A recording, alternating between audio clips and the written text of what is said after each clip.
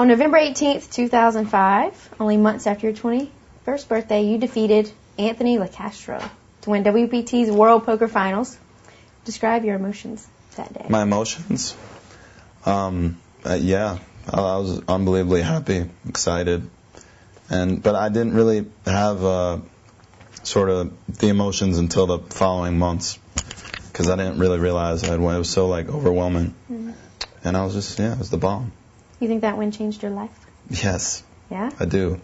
But I still think I would have been playing poker. I don't really know how it changed my life, because, I knew then that I wanted to play poker, then I won, and I was still playing poker, so it kind of validated my life. But, I don't know. How long had you been playing before that? About 4 years. Yeah. So you were ready to play with the big guys? I was ready to play with the big guns. Mm-hmm. As the takeover, you're already a well-known, respected online player. Was there any pressure to make a name for yourself right away when you started live poker? I don't know. Making a name for yourself can be good and it can be bad. As far as ego-wise, you want to make a name for yourself. You want people to know you're a good player, all of that. But people are also eager to play with you when they don't know you, so that's beneficial too. Right. So it's it's a two-way street. You were pretty shy when you came in to poker at first. I think you've gotten you're a lot different now. I've opened up a little bit. Yeah. No, I'm still pretty shy. Yeah. After your win, the WPT approached you about going on David Letterman's show. Is that right? Yeah. And at the time you said, I was just kind of freaked out. Well, the first WPT, when they stick a camera in your face and ask you to speak, it was one of the worst experiences of my life. And I figured that, if I'm in a confined room giving an interview for the WPT and I feel like I'm going to pass out and pee in my pants, that probably going on David Letterman, wouldn't work out very well. So I was just nervous. Right, for sure. What about now? Would you do it now?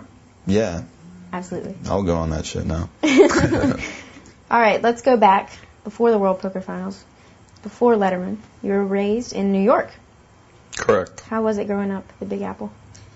It was great.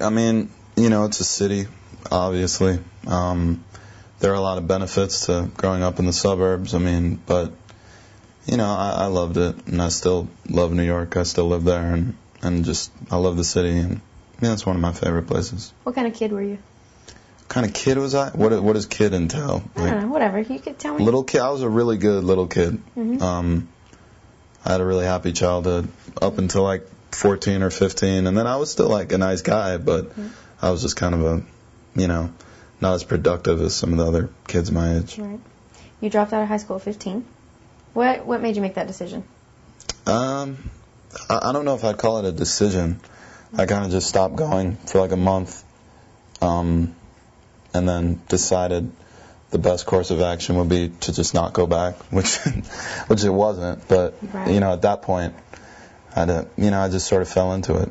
What were you doing then? I was playing pool a lot. I was kind of playing pool for a sort of living, a living for a 15-year-old. And I was just hanging out, doing really nothing. Yeah, when you're a kid, you don't really care what's going on at 15. How'd your parents react? They found out about 8 months after I dropped out of school. They didn't even know? And they didn't react very favorably. They insisted that I go back, and I said I'm not going back, and we had it was kind of a difficult time, and they made me get my GED right away, which I did. And then shortly thereafter, I started taking some classes at a community college, which they liked. And then, obviously a while after, when I found success in poker, was, they really sort of accepted me and the choices I make, more so. You said when you were playing pool a lot that you were trying to fill a void. Is that that? Yeah. I was pretty depressed, when I was a teenager, and just people have different ways of coping with their life or just their unhappiness. And I think, for me, I needed to sort of immerse myself in something which is similar to poker, which I think a lot of my poker, talent or whatever derives from kind of being unhappy to start and just wanting to learn this game and, shut off a bunch of other things. And so it's just a void in my life as far as my own well-being and just happiness, I'll just, play pool all day. And the same thing with poker. Still play pool? A little bit. Maybe like once a week. Really? Well, that's still a lot. Yeah. How did playing pool become playing poker? Playing poker in pool halls. Oh, really? Yeah, and then, slowly a lot of my friends in pool started playing poker, and I just fell into it. I liked it more. I also saw greater potential for myself in poker. In pool, I was kind of like a shortstop, which, the expression means a guy who is going to be one of the best players in like his pool hall, or one of the better players in the city, but not good enough to make a living at it. Right. Kind of like a tennis player is like number 500. Mm-hmm. And in poker, I thought I had a shot to be better than I could in pool. Well, you said that you became fully committed to online poker and you played about every single day. I did. What was your life like back then? What was my life like? Man, I would wake up at around 4, and I would always order 2 slices of pizza from this place like 2 blocks away, and I would start smoking cigarettes, like a lot. Really? Right after the initial slice of pizza. Yeah, I smoked for like 7 years. And then I would log onto the computer and play until like maybe 9. And then I would like go, meet up with some homies, and we would go out and drink, or I was a degenerate, bad. And then I would come back and play more poker, or some days I would just cut out the going out and I would just play poker until I went to sleep.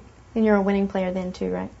I was the type of guy who's like a winning player, but always goes broke. So it's kind of hard to say. You know what I mean? There are some guys that win many more sessions than they lose. So they'll win 15 sessions and they'll win, small wins here and there, and then they'll spend 3 days, going completely crazy and then having no money. Is that because you move up stakes before it's time?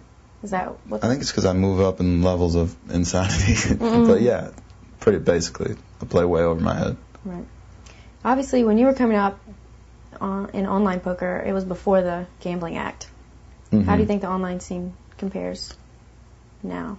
Now, I mean, it was way better when I was coming up. Now it's, obviously just it's harder to get money on the sites, and there are more better players just from the poker boom, whatever, but it's a job. I mean, it's not even close. Do you still play every day? No, but I play pretty close, 4 or 5 days a week. Right. Well, during this time playing online, you also played in underground cash games, right, in New York City? And you were pretty successful in that. How were you introduced to that world? I think I met somebody online who we started talking. He was from New York, and he said, I play in this such and such game. And, I went to one place and found another club, and then just got really immersed in that. What's the experience like? I've never been in an underground club. In an underground club? It's cool. I mean, there's some real downsides, especially in New York. A lot of them get robbed all the time. In fact, a guy died a few months ago. Wow. The place got robbed. He got shot. I mean, so of course, that's not good. But it's more of a home game feel, and sometimes a casino can be very wearing on you, because just cigarette smoke and like people playing casino games is kind of depressing. I mean, you know how it is. You're in casinos all the time, and this is more of a home game feel with the TV. Sometimes there'll be like a movie on. It's cool. So you'd rather play there than a casino for sure. Yeah. You still playing those games at home? I do. Did anything bad ever happen when you were there? I was involved in one raid, which was the police coming in, oh, no. which wasn't that bad. I mean, it wasn't. They let the players go, but it was a really sad day for all of us because that was like our club, and they closed it down forever.